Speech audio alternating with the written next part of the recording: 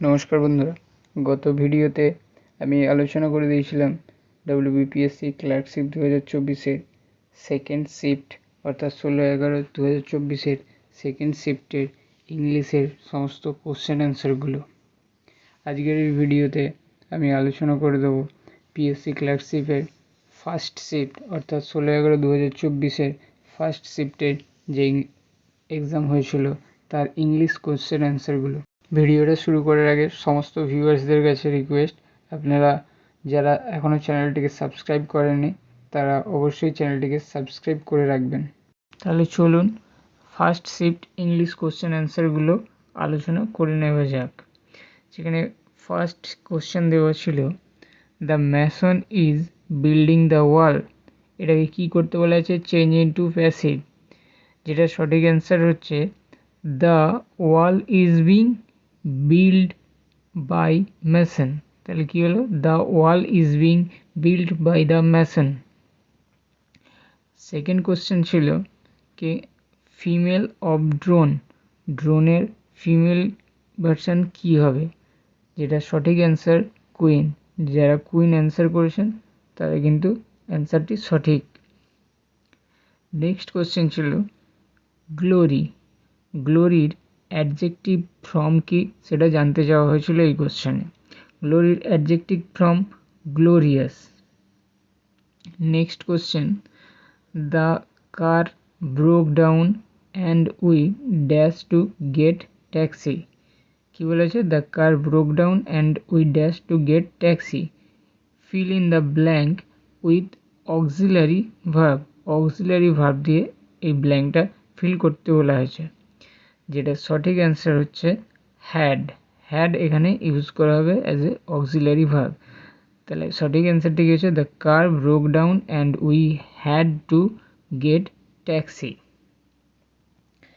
Number 5, he got himself into travel by interfering his neighbours affairs. এটা কী করতে বলেছে? ইডিয়ামস ইউজ করতে বলা হয়েছে। ইডিয়ামসটা কী হবে? Burn his finger. তাহলে সঠিক অ্যান্সারটা কী হচ্ছে? Burn his fingers. 6 number question কী ছিল? Group of wolves. Group of উলভসকে কী বলা হয়? গ্রুপ অফ উলভসকে বলা হয় প্যাক। নেক্সট কোশ্চেন ছিল I can't dash my brothers difficulties. I can't dash my brothers difficulties. যেটা সঠিক অ্যান্সার হবে বিয়ার, BEAR। সেখানে কিন্তু অপশান ছিল BEER এবং BER, আরও দুটো অপশান ছিল। তো সঠিক অ্যান্সারটা BEAR, I can't bear my brothers difficulties. 8 নম্বর কোশ্চেনটা সঠিকভাবে জানা যায়নি, কি করতে বলা হয়েছিল সেটা বোঝাও যায়নি।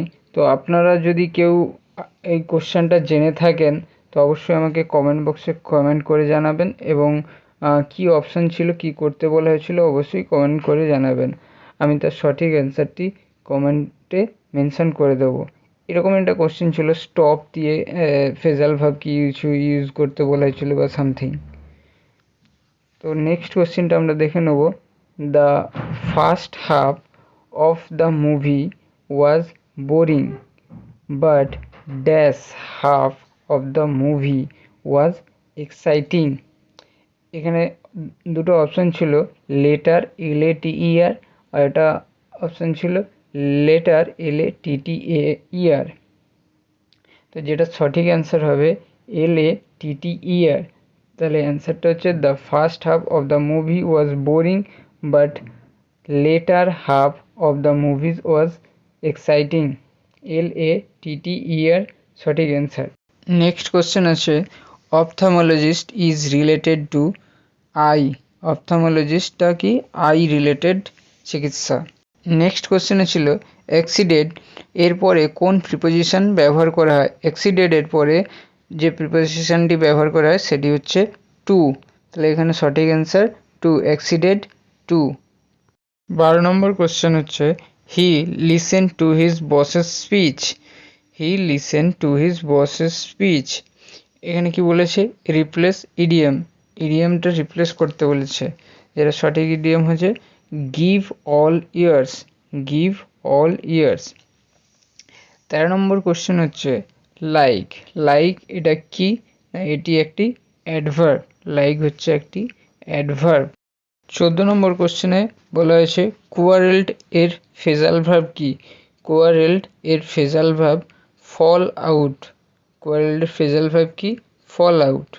নেক্সট কোশ্চেন বলছে আই লাইক আইসক্রিম, এই আই লাইক আইসক্রিম এই কথাটার পরিপ্রেক্ষিতে অ্যান্সার কী হবে, রেসপন্স কী দেওয়া হবে?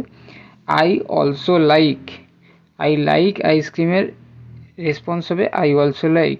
16 নম্বর কোশ্চেনে বলা আছে call me when you are free, এখানে me what kind of parts of speech, এই মিটা কী ধরনের পার্টস অফ স্পিচ? মি হচ্ছে একটি প্রোনাউন, এখানে মি প্রোনাউন।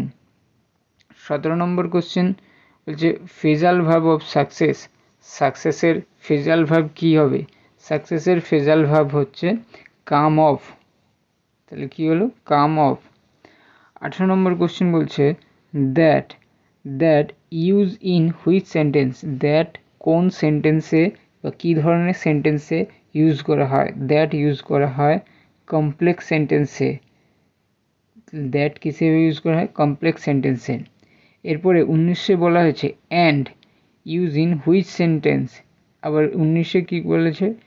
অ্যান্ড কী ধরনের সেন্টেন্সে ইউজ করা হয়? অ্যান্ড হচ্ছে কম্পাউন্ড সেন্টেন্সে ইউজ করা হয়, তাহলে কী হলো? দ্যাট হচ্ছে কমপ্লেক্স সেন্টেন্সে ইউজ করা হয় এবং অ্যান্ড কিসে ইউজ করা হচ্ছে? অ্যান্ড হচ্ছে কম্পাউন্ড সেন্টেন্সে, দ্যাট কমপ্লেক্সে অ্যান্ড কম্পাউন্ড সেন্টেন্সে ইউজ করা হয়। এরপরে 20 নম্বর কোশ্চেন ছিল সিমিল এর সিনোনিম কী হবে?